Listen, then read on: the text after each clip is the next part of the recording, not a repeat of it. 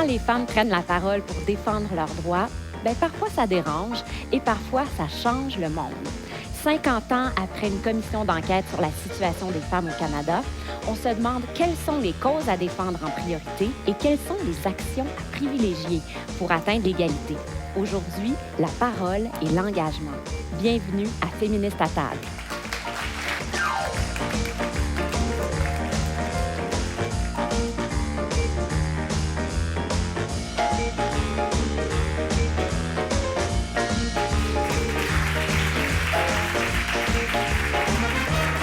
Bonjour et bienvenue à Féministes à table. Je m'appelle Noémie Mercier. Aujourd'hui, on parle de parole et d'engagement. Les femmes, loin d'être en marge de l'histoire, ont très souvent été au cœur, ont été la bougie d'allumage des grands mouvements qui ont transformé la société. Et c'est encore vrai aujourd'hui quand on regarde les mouvements de contestation qui secouent plusieurs endroits sur la planète, que ce soit le Soudan, le Chili, le Liban, l'Inde, les communautés autochtones aussi au Canada, on constate que les femmes sont au cœur de la résistance et que leurs paroles changent le monde. Alors aujourd'hui, avec nos invités, on va se demander quelles sont les conditions gagnantes pour que les femmes continuent à prendre la parole et continuent à se mobiliser dans notre contexte à nous. Alors, je vous les présente sans plus tarder. Francine Pelletier. Bonjour, Francine. Vous êtes journaliste, chroniqueuse au Devoir. Merci d'être avec nous. Monique Simard. Alors, vous avez eu de nombreuses vies. En ce moment, vous êtes présidente du CA du Partenariat du Quartier des spectacles, entre autres activités. Merci d'être là. C'est un plaisir de vous recevoir. Caroline Stratis. Donc, vous êtes aujourd'hui gestionnaire à la création de contenu chez Bicom Communication. On vous connaît aussi comme fondatrice des blogs féministes Ton Petit Look et TPL Mom. Et finalement, Christine Beaulieu, bonjour, bienvenue, comédienne, dramaturge. Vous êtes derrière la pièce J'aime Hydro, l'un des plus grands succès de l'histoire du théâtre québécois, tout simplement. Merci, mesdames, d'être avec nous. J'aimerais commencer sur une touche peut-être plus personnelle. Qu'est-ce qui, vous, dans vos vies à vous, vous ont d'abord motivé à vous engager? Qu'est-ce qui a été l'étincelle ou le moment charnière qui vous a poussé dans cette direction? Francine? Moi, j'ai littéralement eu un chemin de Damas. Je suis tombée en bas de mon cheval. Ah bon? Un jour, je m'en souviendrai toute ma vie, c'était en 1975, sur la rue Rachel à Montréal. J'assistais, je crois que c'était l'ouverture de la librairie des femmes à l'époque. Je regarde Monique parce qu'elle a une meilleure mémoire que moi. Et à venir jusqu'à ce moment-là, je ne me considérais pas féministe. Tout le monde était féministe autour de moi, en fait. Ma sœur et bien des gens, bien des femmes que je connaissais. C'était difficile à être à Montréal, à être au Québec, à être n'importe où, en fait, dans les pays occidentaux à ce moment-là, et j'ignorais pas le féminisme, mais j'avais de la difficulté à m'identifier aux femmes parce que je savais que c'était pas elle qui avait le gros bout du bâton, mettons ça comme ça. Et c'était simplement des femmes, c'était bourré de femmes et qui prenaient la parole à tour de rôle, spontanément, pour dire ce qu'elles vivaient. Ouais. C'était la beauté du mouvement des femmes à l'époque, c'était le vécu, n'est-ce pas? Et c'était évident à les entendre elles étaient moi et j'étais elles. C'est-à-dire qu'on avait les mêmes craintes, les mêmes peurs, la même sous-estime, etc., etc. Et à partir de ce moment-là, vous vous êtes identifiée comme féministe et ça n'a jamais changé. Et ça n'a jamais dérougi depuis ce temps-là.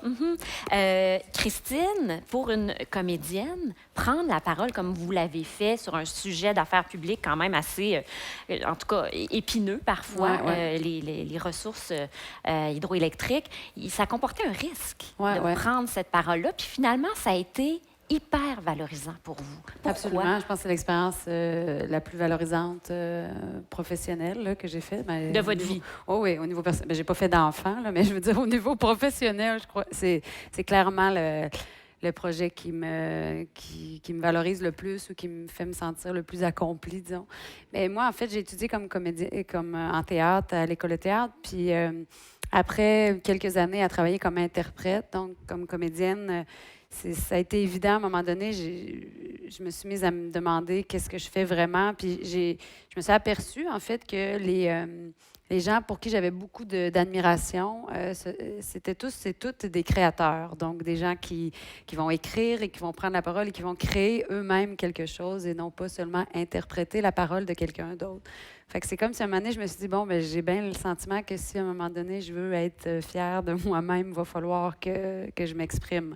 Est-ce Et que là, vous ensuite, considérez ça comme un engagement, ce que vous avez fait avec J'aime Hydro? ben totalement, là, tu sais, j'ai plongé là-dedans entièrement, là, tu sais, avec toute la sincérité du monde, mais j'ai eu, bon, Francine est tombée de son cheval. Moi, j'ai quelqu'un qui m'a ouvert une porte. C'est Annabelle Soutard, qui est une femme qui fait du théâtre documentaire depuis longtemps au Québec. Et cette femme-là a vu cette chose-là en moi. Puis elle a dit, c'est elle qui m'a invitée à créer, à écrire. Puis elle avait la confiance que je n'avais pas en moi. Et ça a été ma bougie d'allumage. Et à ses côtés, comme moi, j'avais beaucoup d'admiration pour elle, ça m'a donné confiance de le faire malgré le sujet qui est en effet immense, extrêmement complexe. Mais des À fois, ses ça prend des gens côtés, qui nous oui. tirent ou qui nous poussent. Ouais. Monique, Simard, dans votre cas, qu'est-ce qui a été l'étincelle qui vous a poussé à vous engager? Ah ben moi, je suis engagée. Ben, depuis toujours. Je suis une pure enfant des années 60, adolescente. Je suis née en 50, alors ça vous dit mon âge. Moi, je me suis engagée, j'étais à l'université. Donc, c'est vraiment la fin des années 60, des mouvements sociaux partout sur la planète. L'effervescence politique, Une effervescence sociale. exceptionnelle. Il y a une vague du féminisme au Québec qui commence à naître et un slogan extraordinaire. Pas de libération du Québec sans libération des femmes, pas de libération des femmes sans libération du Québec. Je me suis retrouvée là totalement. Et tout de suite, en sortant de l'université, bon, moi, j'ai été travailler à la CSN. Donc, c'était déjà un engagement en soi d'être syndicaliste. Évidemment, il y avait très, très peu de femmes dans les métiers de négociation. Il y avait beaucoup de secrétaires. Alors, j'étais déjà dans un métier non traditionnel. Et là, j'ai réalisé parce que c'est bien avant les chartes et tout ça. Hein? Donc, les qualités de droit n'étaient pas acquises à ce moment-là. Je ne parle pas d'égalité de fait, je parle d'égalité de droit. Il y avait une échelle salariale pour les gars, puis une autre pour les filles. Absolument. Il y avait des listes d'ancienneté hommes, des listes d'ancienneté femmes. Il y avait des syndicats féminins, des syndicats masculins. Alors, l'indignation est montée assez vite. Et là, on s'est regroupé des femmes ensemble. On a formé ce qu'on a appelé des comités de conditions féminines. Et au départ, ce n'était pas du tout prévu dans les structures. On faisait ça en dehors de nos heures de travail. Et évidemment, on s'est inscrit dans toute la mouvance des années 70, de l'émergence de groupes de femmes autonomes. Bon, nous, on était dans les syndicats, mais il y avait une complémentarité, je dirais, d'action, de renforcement mutuel. Entre lutte sociale, ouvrière, féministe, Et nationaliste. C'était extraordinaire. Évidemment, on avait affronté un tas de choses. On avait tout à gagner. Mais ce qui était intéressant, c'est qu'on a beaucoup gagné. Oui. Et ça, c'était... Ça bougeait. Donc, ça rechargeait nos batteries. Je comprends. Hey, c'est motivant, c'est motivant. Caroline Stratis, vous décrivez votre engagement féministe comme quelque chose qui traverse un peu tout ce que vous faites. Ça colore votre vie personnelle, familiale, professionnelle. Qu'est-ce que vous y trouvez de si essentiel ou de si gratifiant? Peut-être mon engagement il est à plus petite échelle, mais en Pas même temps, forcément. il est tout le temps présent. Je suis le genre de collègue de travail que si quelqu'un parle de soi ou qui se diminue par rapport à un gars, je vais arriver puis je vais faire la cheerleader pour dire qu'elle a la même valeur. Je vais tout le temps parler d'équité salariale, de charge mentale, de tout ça. Et c'est pourtant très agréable. C'est très agréable? Ben pour moi, oui. Oui. Peut-être moins pour les garçons des Pourquoi? fois avec qui j'interagis. Parce que moi, dans ma tête, c'est tout le temps présent, c'est tout le temps à l'arrière de moi. Puis dès que j'ai l'occasion de pouvoir en parler, je vais en parler. Je peux pas me détacher des situations qui se passent encore de nos jours. Puis je peux pas laisser aller comme des commentaires, des pensées, des petites blagues. Ça va au-delà de ce que je suis capable de recevoir. Fait que Donc, pour souvent, vous, c'est une grille d'analyse, Ouais. c'est une façon d'agir au quotidien, dans toutes puis vos j'en activités. parle dès que j'ai l'occasion ou pas. Tu sais, Ben, je suis comme, hey! c'est- Mais c'est ça. Je viens d'une famille qui est vraiment traditionnelle, où est-ce que ma mère travaillait pas, où est-ce que les gens se considéraient pas féministes. Puis c'était un milieu qui n'était pas nécessairement lettré, puis sain.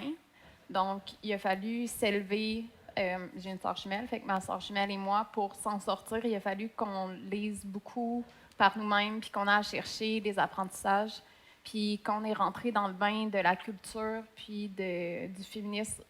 Ça nous a ouvert les yeux, puis on savait maintenant dans quoi on nageait, puis on avait plus l'intention d'enlever ces lunettes-là. Puis après ça, quand on est arrivé sur le marché du travail, il y a 15 ans, mais on se rendait compte que, tu sais, nous, on nous avait promis le panacée où est-ce qu'on avait l'équité salariale. Puis finalement, vu qu'on était des filles, puis on avait étudié en mode, tu sais, on avait moins de valeur. Puis vu qu'on essayait de faire des choses, puis qu'un jour, on est devenus des mamans, ben on n'avait pas cette valeur-là auprès des gars, auprès des filles, puis auprès de tout le monde. Fait qu'on avait comme rien à perdre de tout le temps en parler. Fait qu'on est devenu cette amie lourde féministe qui parle de charge mentale quand quelqu'un amène juste du fromage. Puis on est comme, hey! Ben, c'est une forme d'engagement qui est certainement nécessaire. Puis c'est intéressant parce qu'on constate aussi le contraste entre l'époque que vous venez de décrire et l'époque actuelle, celle où on s'engage et les choses changent, et celle où on nous promet que les choses sont faites, puis on se rend compte qu'elles n'ont pas changé. Faut Il y a quand même dire certainement- qu'il y a pas mal de choses qui ont Oui, changé. mais c'est-à-dire que L'idée le d'un combat congé de n'est pas maternité complété. ou parental n'existait bien pas à sûr, l'époque. mais vous comprenez ce que je veux Oui, dire. oui, On je est dans comprends, un mais c'est état que d'esprit il y a différent. beaucoup de choses qui ne sont pas réglées ou il y a beaucoup d'effets pervers aussi aujourd'hui et il y a des ressacs aussi. On en vit un en ce moment sur les réseaux sociaux. Il y a une violence extrême, mais on en a vécu d'autres aussi Oui. depuis les années 70, tout de suite après Polytechnique. Bien, il y a un ressac justement, énorme. c'est là qu'on s'en allait dans notre discussion. Puis je me permets d'attirer votre attention sur un extrait. Un extrait de la série documentaire 50 ans d'avancée des femmes de la Commission Bird à MeToo. Et l'extrait qu'on va voir, c'est la journaliste Ariane Aymon qui parle de ce nouveau contexte, disons, médiatique dans lequel on se trouve. Puis on s'en reparle tout de suite après. Moi, j'appartiens à une génération où nous étions 40 de la population, jeunes en même temps. Ça déménage, ça. C'est pas le cas de votre génération et de celles qui vous suivent. Donc, la force du nombre n'est pas là, mais vous avez la force des réseaux, vous avez la force de la démultiplication de vos voix. Nous l'avions moins, mais on a fait beaucoup de bruit quand même. Et beaucoup de sens, pas que du bruit. Alors, on vient d'entendre la journaliste Ariane Aymon décrire la force des réseaux qui a peut-être remplacé la force du nombre. Les réseaux, on parle bien sûr des réseaux sociaux qui sont parfois un déversoir de haine, on aura l'occasion d'en parler, mais qui sont aussi un moteur une force, disons, amplificatrice de choses qui peuvent être positives. Caroline Stratis, je me tourne vers vous. Vous avez, avec le blog TPL Mom, le blog Ton Petit Look, vous étiez parmi les premières avec Josiane Stratis à avoir un blog féministe. Aujourd'hui, vous continuez d'utiliser les réseaux sociaux. Qu'est-ce que ça vous permet, les réseaux sociaux, d'exprimer sur la place publique qui ne serait pas forcément possible si vous n'aviez pas cette tribune-là? Comme je disais plus tôt, quand on est arrivé sur le marché du travail, ma soeur et moi, on n'avait pas vraiment de place. Les gens, ils ne nous trouvaient pas assez belles pour faire de la télé. On faisait trop de fautes pour devenir journaliste. On n'avait pas de place, puis on voulait nous s'exprimer, puis on ne trouvait pas l'espace pour le faire. Qu'à un moment donné, on s'est dit que tant qu'à avoir pas de perspective d'emploi, on pouvait se créer notre propre projet. Puis c'est là qu'on a lancé nos sites. Tout de suite, on avait un penchant féministe assez fort parce qu'il y avait une grande lacune dans les médias sociaux il y a 10 ans par rapport à ça. Puis on s'est entouré de personnes qui partageaient ces valeurs-là puis qui nous ont aidés aussi à nous développer en tant que féministes. Puis on a beaucoup lu, on s'est beaucoup informé, puis on a fait beaucoup nos devoirs pour essayer d'avoir un discours, mais surtout une responsabilité de qu'est-ce qu'on disait, comment on le disait, puis ça a été quoi l'impact sur les autres. Vous avez aussi, bon, vous êtes dissocié de ces blogs-là, vous continuez de prendre la parole par l'intermédiaire de vos réseaux sociaux, puis vous exprimez parfois sur des questions intimes, vous écrivez au « je ». On disait autrefois le privé est politique, c'est un des principes du féminisme. Est-ce que c'est encore vrai pour vous, un témoignage intime d'une femme? Est-ce que ça a une dimension sociale et politique encore aujourd'hui? Je trouve que grâce aux médias sociaux, on est capable de prendre un message personnel puis de permettre de résonner auprès des autres. Puis souvent, c'est plus facile pour les personnes de s'identifier à une problématique que quand c'est au jeu. Fait que ma sœur puis moi, on n'a jamais eu vraiment beaucoup de tabous. Puis, puis on n'a jamais eu vraiment de filtre non plus. Ça fait que des fois on peut se permettre de dire des choses que les autres pensent que c'est pas correct. Fait qu'il y a 8 ans, quand j'ai fait une dépression grave, une tentative de suicide, j'en ai parlé. Puis au début, les gens étaient comme « Mais pourquoi t'en parles? » J'étais là « Mais je comprends pas c'est quoi le problème. » Puis quand j'ai eu mes enfants, puis quand j'ai vu à quel point c'était encore difficile de marier, travail, famille, marier toutes les aspirations que j'avais, j'étais comme, mais je vais en parler. Puis là, les gens étaient comme, hey, ben moi aussi, je pense ça. Puis là, on était comme, hey, ben il faut changer les choses de bord. Mais c'est intéressant ce que vous racontez. Ça montre le pouvoir des réseaux sociaux de créer de la mobilisation. Francine Pelletier et Monique Simard, vous avez connu les deux époques. Une époque, évidemment, rien de cela n'existait. Quel regard est-ce que vous portez aujourd'hui sur cette arène des réseaux sociaux? Si on regarde ce qu'il y a de constructif là-dedans, est-ce que ça apporte des formes de mobilisation qui n'étaient pas possibles auparavant? Oui, tout à fait. D'ailleurs, Monique disait à quel point, après Polytechnique au Québec, on a vraiment eu un creux de vague épouvantable. Après la vague, la fameuse deuxième vague, et effectivement, on avait l'impression que beaucoup de choses changeaient, puis on avait joué un rôle là-dedans. C'était euphorisant jusqu'à un certain point. Et vient la fin des années 80. De toute façon, le féminisme baissait, mais c'est tombé comme une guillotine là, sur cette euphorie-là. Et si ce n'eût été des réseaux sociaux, le féminisme, dans les années 90, là, attelez-vous là, pour vous appeler féministe, là, c'était un mot sale. Tout le monde voulait dire on n'a plus besoin de ça. La génération qui suivait, celle de Monique et moi, voulait croire que la bataille avait été faite et gagnée, et donc on pouvait passer à d'autres choses. On n'avait plus besoin de se faire détester, de passer pour des détesteuses d'hommes, etc., etc. On était tannés d'en parler. Là. Et les réseaux sociaux ont commencé, l'Internet, le phénomène Internet commence dans les années 90. N'eût été des féministes, des voix individuelles féministes et de plus en plus collectives sur les réseaux, il y aurait eu vraiment rien. Il y aurait eu vraiment une brique. Rien. Je ne vais pas dire rien. Il y a des groupes de femmes qui ont continué. Bien sûr. Mais la parole, dire que ce flambeau-là se transmettait, ça a été fait par les réseaux sociaux. Et notamment, évidemment, le mouvement Moi aussi. Pour moi, ça vient comme la troisième vague. Ça, c'est la deuxième, la troisième, c'est la voix sur les réseaux. Et la quatrième, disons que c'est MeToo, qui met tout, qui est un extraordinaire exploit. Évidemment, le revers de la médaille des réseaux sociaux, c'est que ça amplifie, ça donne une autre visibilité, plus de force de frappe au ressac antiféministe, au ressac misogyne. Est-ce que... C'est parce que les misogynes utilisent les médias sociaux de façon très violente. C'est-à-dire que c'est un outil. Alors, un outil que dont les féministes se servent et se sont servis avec beaucoup d'efficacité. Créer des réseaux, c'est la reconnaissance de l'expérience. Comme tu viens de dire, Caroline, Francine dit, quand je me suis retrouvée dans une librairie puis que j'ai vu que l'expérience de ces femmes, c'était la mienne aussi, c'est ça la base, de se regrouper, de s'engager, de se ressembler. Donc, les réseaux sociaux ont permis ça. Mais l'inverse est aussi vrai. Ceux qui haïssent les femmes, ils se reconnaissent entre eux autres. Et ils utilisent les réseaux sociaux. Et on sait que l'anonymat, quand même, qui accompagne les réseaux sociaux, permet tous les extrêmes et les pires. Christine, est-ce que c'est quelque chose que vous vivez? Est-ce que vous recevez ce genre de commentaires? Honnêtement, je ne vis pas ça. Du tout. Je n'ai pas reçu de messages haineux. Il faut dire que j'accorderai pas d'attention à ça non plus, surtout quand c'est masqué puis qu'on ne sait pas c'est qui l'identifiant, la personne qui écrit.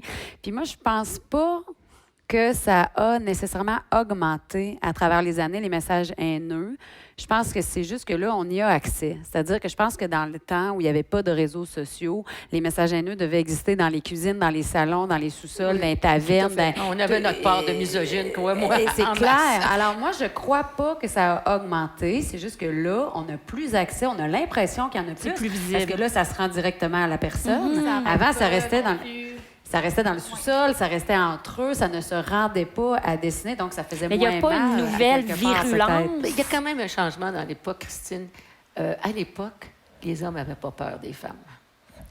Et les hommes ont commencé à avoir peur des femmes avec le féminisme. C'est-à-dire peur de perdre leur pouvoir. Ça fait dérouter pas mal d'hommes, ça.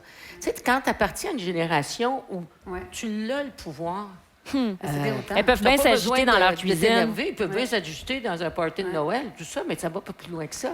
Mais quand ils se mettent à être confrontés au travail, dans le milieu universitaire, dans la société en général, tout d'un coup, il y en a que, là, le méchant sort, comme on dit. Est-ce que, pourquoi, au fond, il faut s'y intéresser, à votre avis? Est-ce que, parce que parfois, des femmes qui reçoivent ce genre de commentaires-là se font dire, ben ignore-les, n'interagis pas avec eux, tu fais juste les alimenter. Est-ce qu'il faut s'y intéresser ou c'est accorder trop d'importance à des hurluberlus qui ont du temps à perdre sur Internet? Ben, Caroline? Je pense, tu sais, on dissocie souvent les médias sociaux de la vraie vie, mais en fait, les médias sociaux ont un impact réel dans la vie réelle.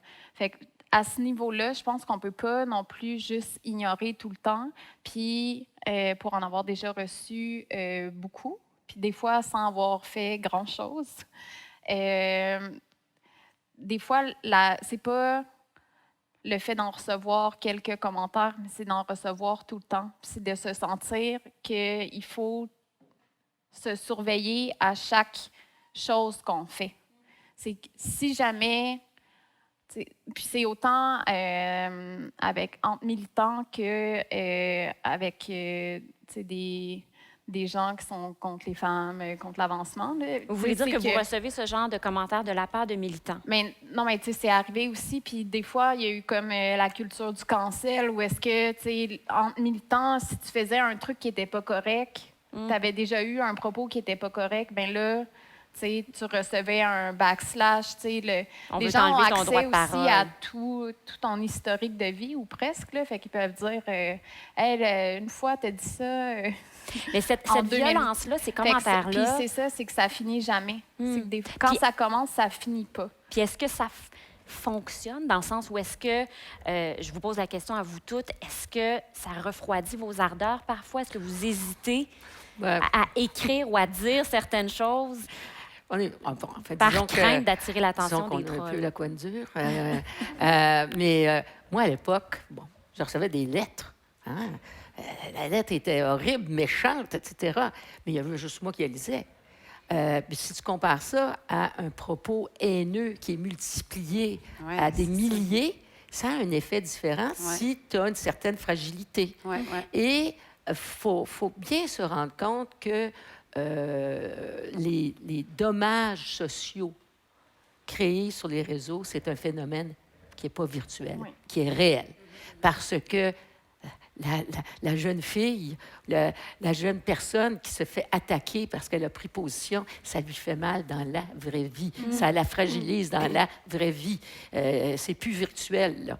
Et l'anonymat, c'est quelque chose qui a des bons côtés d'une certaine façon, puis ça permet à quelqu'un de dire quelque chose parce qu'il n'a peut-être pas le courage de le dire.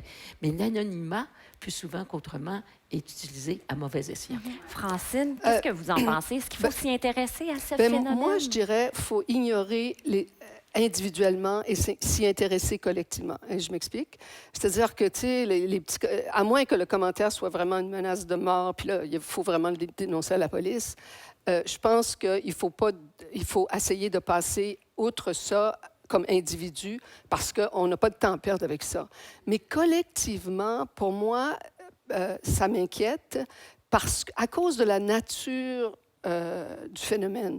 Et ça, de plus en plus, ça me semble évident. Et avec le recul, je mettrais même la tuerie de Polytechnique là-dedans, que ce que les hommes qui se plaignent, qui insultent les femmes, ce dont ils se plaignent, c'est pas ce que Monique et moi, on a fait dans les années 70, c'est-à-dire de changer les lois, puis de permettre des Pauline Marois, puis permettre que les femmes prennent la parole, puis qu'ils soient élus.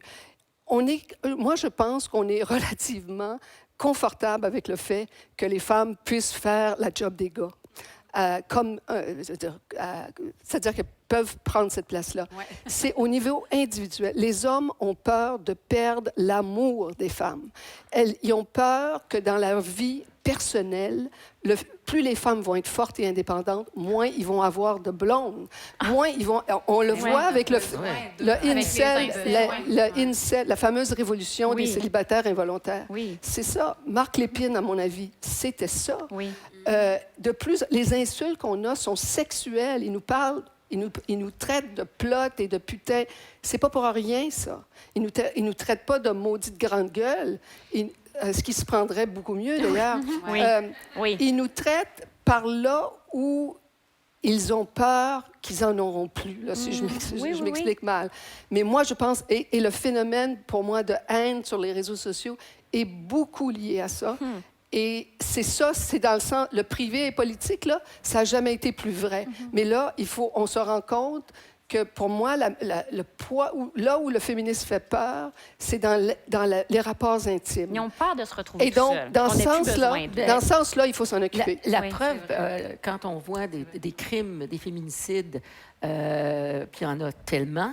Bien, presque toujours, c'était parce que la femme vient de dire « je te quitte, je veux me divorcer, je veux me séparer », et tout d'un coup, il perd complètement la boule, il n'y a plus d'identité, il vient de perdre l'amour de sa femme, comme dit Francine, mais c'est pas juste l'amour de sa femme, il vient de perdre son statut, il vient de perdre un tas de choses, et pour aller jusqu'à tuer sa femme puis ses enfants, puis essayer de se tuer après.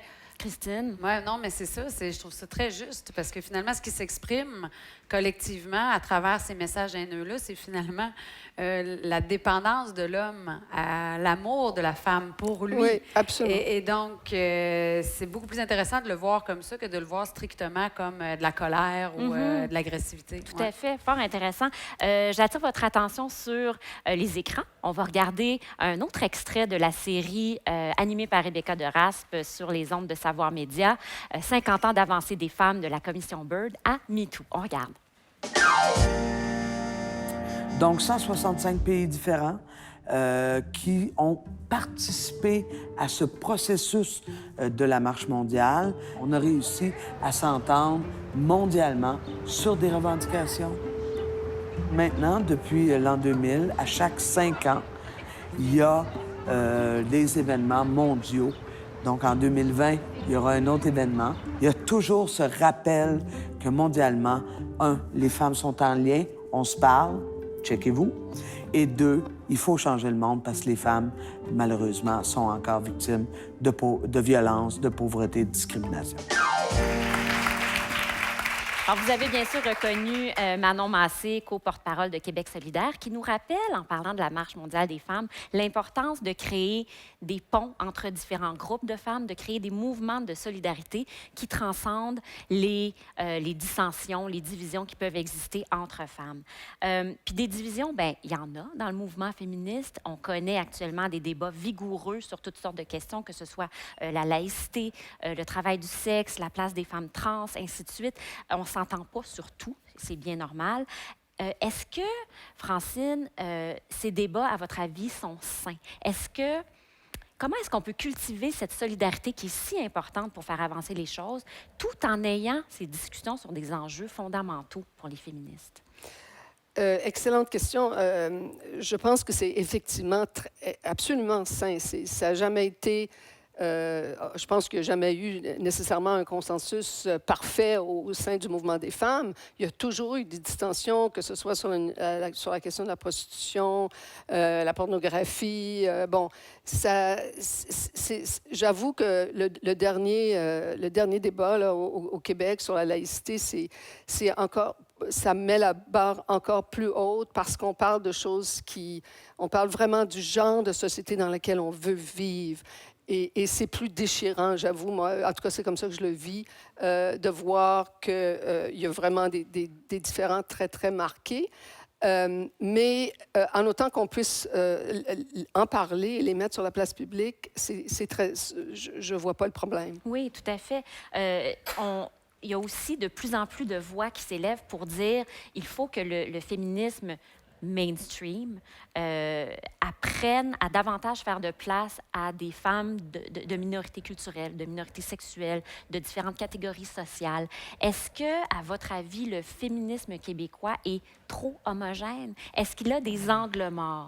C'est-à-dire que le féminisme québécois, tel qu'il s'est construit dans les années 70, si je le comparais aux Américaines ou aux Françaises, était extrêmement démocratique. C'est-à-dire que c'était pas le mouvement d'universitaires, c'était pas le mouvement d'intellectuels. Il a traversé toute la société québécoise à peu près en même temps, peu importe la classe sociale. Puis ça, c'est extrêmement important. Et à l'époque, c'est vrai, le grand combat du féminisme, c'était les droits des femmes par rapport aux droits des hommes. Aujourd'hui se pose une autre question, c'est le droit des femmes entre elles. Donc, de ne pas balayer les différences qui peuvent exister. C'est, comme dit Francine, c'est vrai qu'il y a toujours eu des désaccords sur un tas de questions. Par exemple, le salaire au travail ménager, mettons. Ça, c'est un grand sujet de désaccord à l'époque. Mais c'est ça qui est revendiqué aujourd'hui. Ceci étant dit, il ne faut pas que les débats entourant l'égalité des femmes entre elles occultent toute la question des femmes, parce que souvent, il est éclipsé, ce débat-là, à la faveur de débats qui concernent les femmes ou qui s'identifient comme femmes entre elles. Donc, ça nous intéresse beaucoup quand les femmes se chicanent, mettons. Puis ça éclipse effectivement la lutte. Et je regrette, moi, quand j'entends l'expression les ceci, c'est ça, minorité, et les femmes. Je dis, les femmes n'ont pas de minorité. Les femmes sont... Comme une Pourquoi catégorie. associer les femmes aux minorités? Les femmes sont une majorité. Effectivement. Mais c'est un trait d'une minorité. On ne dit jamais que les hommes ne sont pas d'accord entre eux parce que c'est la majorité. En autant que tu fais partie de la majorité, tu as le droit au désaccord. La minute que tu es une minorité autochtone, par exemple, ils n'ont pas le droit de ne pas s'entendre, eux autres. Là. Et puis les femmes sont mises un peu là-dedans. Alors, quand on est vu comme une minorité, même si on n'en est pas une, il faut à tout point s'entendre. C'est divisé pour mieux régner. C'est parce qu'on n'aura pas de pouvoir si on est divisé, effectivement. On aura encore moins de pouvoir si on est divisé, mais c'est une façon de nous garder dans un statut moindre. Absolument, parce que c'est bien normal qu'il y ait des différences entre une femme et une autre. Là. Je veux dire, on n'est pas une minorité, on est la moitié de la population. Les hommes ne s'entendent pas tous sur tout. C'est normal que nous... l'important, c'est qu'on continue à dialoguer puis à se respecter, bien entendu. Mais je veux dire, ça serait bien étrange qu'on soit toujours du même point de vue. Là. Tu sais, ça serait pas mieux. Là. Et ça serait bien plate. Fait que faut donner la place à tous les points de vue des femmes. Mais ça aide à amoindrir les revendications qu'on fait maintenant, de dire que ah oui, mais toi, t'es féministe, tu veux telle chose, mais comme tu me dis l'autre fois que t'étais pas d'accord avec, tu sais. La prostitution, mais c'est pas vrai. Ne me côté pas. Mais on a tendance à mettre l'accent sur les dissensions plutôt que ce qui rassemble les femmes. Et il y a encore beaucoup de choses qui rassemblent les femmes. Dans la série documentaire, Rebecca de Raspe interview Ariane Aymon. Et Ariane Aymon, qui est cofondatrice avec vous, Francine Pelletier, du magazine féministe La Vie en rose, dans les années 80, elle dit dans la série, « Moi, je voudrais pas faire un La Vie en rose 2.0 parce qu'aujourd'hui, je ne voudrais pas faire un magazine juste entre femmes. Il existe encore plein d'espaces de création, d'expression qui sont réservés aux femmes. Est-ce qu'à votre avis, on a encore besoin de ces espaces-là ou là, il est temps qu'on se ghettoise moins? Qu'est-ce que vous en pensez? Oui. Caroline? Moi, c'est pas mal ça qui a fait qui qui m'a mis le beurre sur la table pendant plusieurs années, là, de rester entre femmes pour discuter. Puis ce que je trouvais, c'était... puis pourquoi je pense que c'est encore important d'avoir ce genre d'espace-là, c'est qu'il y a beaucoup d'espace qui est occupé majoritairement encore par des hommes. Puis la parole des femmes est souvent ridiculisée. Puis les intérêts des femmes sont ridiculisés dans les grands médias. Puis, tu sais, on se fait encore dire que, tu sais, on aime la bouffe. Ah, ouais, tu sais, toi, retourne à tes casseroles, tu sais. Puis t'es là, ouais. Moi, je pense que c'est nécessaire. Fait que je pense que c'est encore nécessaire parce que ça reste... Même si on fait encore plein de revendications, il y a encore une femme aux 2 semaines qui se fait tuer présentement. Puis on a besoin d'un espace qui est sécuritaire où est-ce qu'on peut s'exprimer, puis où est-ce qu'en femme, on peut se dire que c'est correct d'avoir peur, c'est normal de ressentir ce qu'on ressent, puis de se faire supporter aussi. Oui, ça peut être une source de soutien, de réconfort. Est-ce que... Moi, je voudrais donner un exemple Oui, Monique, qui Simon, est dans mon allez-y. domaine, le cinéma. Oui. S'il n'y avait pas eu le regroupement des réalisatrices équitables qui s'est formé il y a 10-12 ans, je ne me souviens plus exactement, et qui ont réclamé des choses très concrètes de la part des... c'est de l'argent public qu'on veut avoir. On veut pouvoir faire nos films, écrire nos films, les réaliser. Bon. Et là, on parle de fonds publics, etc. Au début, elles ont été complètement ridiculisées. Non, il ne faut pas prendre des projets de femmes parce que c'est peut-être de moindre valeur. Elles ont continué, elles ont foncé pour arriver à faire en sorte que les institutions qui décident des règles ont modifié les règles. Aujourd'hui, au moment où on se parle, c'est quoi les films qu'on voit au Québec qui sont si extraordinaires? Ce sont des films réalisés par des femmes. Myriam Véraud, Sophie Deraspe, Louise Archambault. Hier soir, j'étais voir le film de Jeanne Leblanc. Des films écrits. Marquise Lepage, Monica Chokri. Et ces films qui ont... Pardon? Monia Monia. Chokri. Oui, je me trompe tout le temps.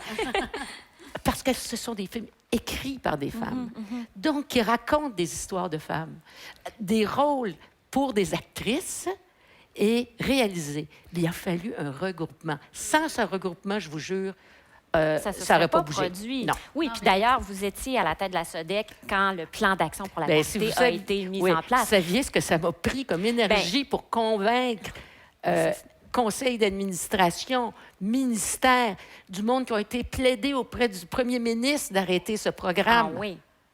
Alors, surtout des hommes qui avaient ces résistances. Pas seulement, Pas seulement. malheureusement.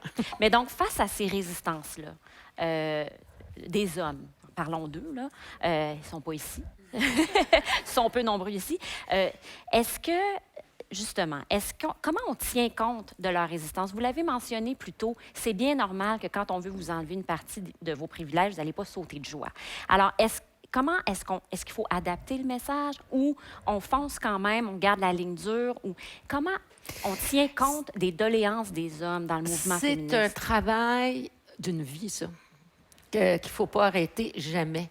Moi, je connais beaucoup d'hommes cinéastes aujourd'hui qui me disent « Que veux-tu? Je suis blanc, j'ai 50 ans, il n'y a plus d'argent pour moi. » Puis est-ce que c'est la réalité? Bien, parce qu'ils se pensent effectivement que parce qu'il y a des règles maintenant qu'il faut exercer la parité dans la distribution des enveloppes.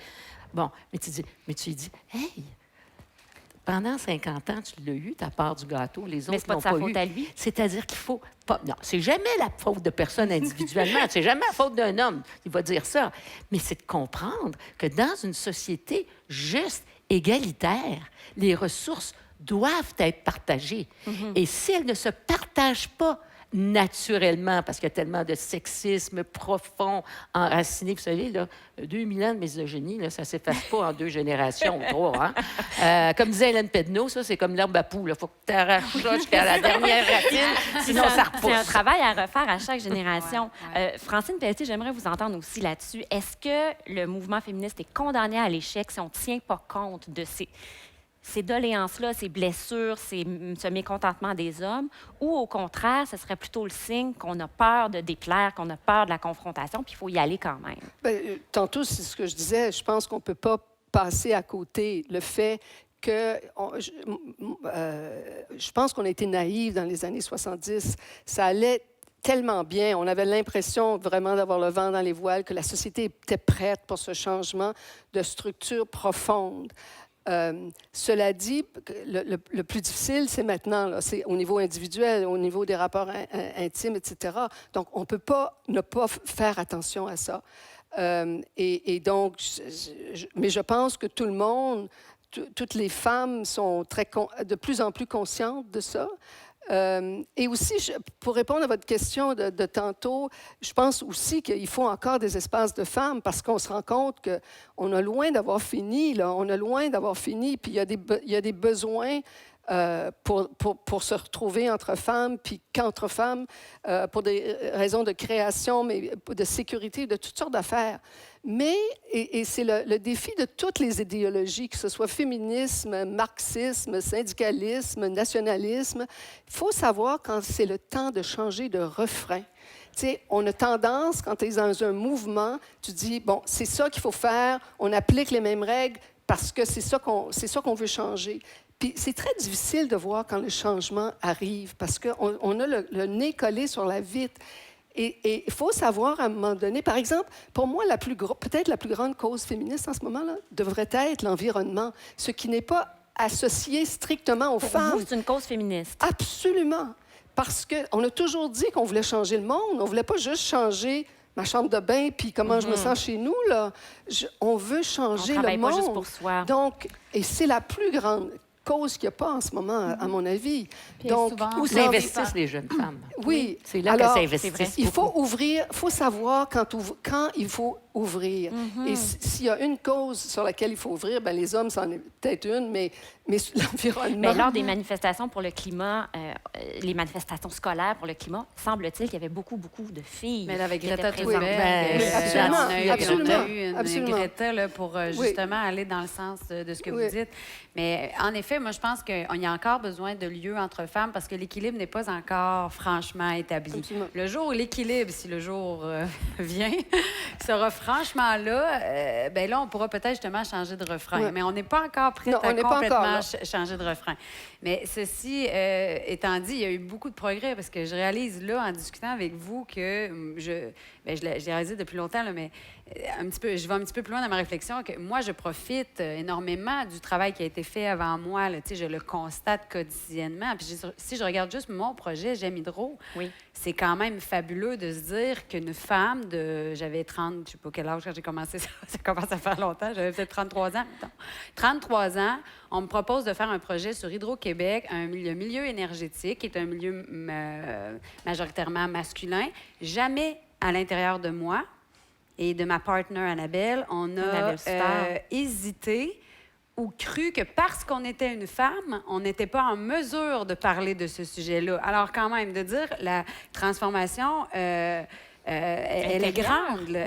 On la constate aujourd'hui. Je pense qu'une femme en France, par exemple, je m'en vais en France avec mon projet, je ne suis pas sûre qu'une Française de mon âge, je pense qu'automatiquement, elle va se poser la question. Je ne me suis même pas posé la question si ma condition de femme allait être un inconvénient ou me nuire dans mon procédé. C'est quand même... C'est fabuleux de mesurer ce progrès-là aussi. Oui, il y a du progrès. On est, puis on va conclure la discussion là-dessus, on est à une époque où il y a un certain féminisme individualiste qui s'est installé. Donc, le féminisme où on dit aux femmes, prends-toi en main, où on célèbre la réussite individuelle de certaines femmes, puis là, on se fouette soi-même en se disant, moi aussi, je peux.